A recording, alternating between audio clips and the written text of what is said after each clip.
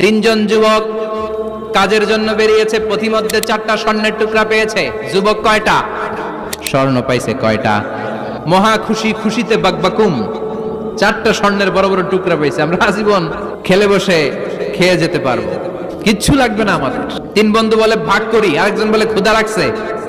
একজন যা বাজার থেকে রুটি কিনে নিয়ে আয়, খাওয়ার পরে ভাগ করবো। একজন রুটি কিনতে গেল, শয়তান 2টারে বুঝায় ওইটারে মারতে পারলে ভাগ বটোয়ারা সহজ হবে। তোরা 2জন স্বর্ণ 4টা, তুই নিবি 2টা, ও নিবে 2টা। হিসাব সহজ না? 2 বন্ধু প্ল্যান করছে, ওইটারে মাইরা তুই 2টা, আমি 2টা। যেটা রুটি আনতে গেছে প্ল্যান করেছে রুটির মধ্যে বিষ মিশায় নেই, তাহলে বিষ খাওয়া আর রুটি খেয়ে ওই 2টা সে সব পাবে, আমি পাবো। ভাগাভাগির কিছু নাই, সব যাবে আমার কাছে। 4টা স্বর্ণের টুকরার মালিক আমি। রুটির মধ্যে বিষ মেখে নিয়ে এসেছে। ওই 2 বন্ধু প্ল্যান অনুযায়ী ওইটারে ধরে মেরে ফেলছে।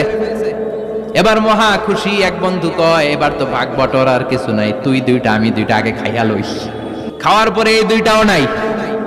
3টা লাশ, 4টা স্বর্ণের টুকরা। এটাই তো দুনিয়ার জীবন, ঠিক কিনা? আসল জীবন কবর থেকে শুরু হবে, কোন ঠিক কিনা?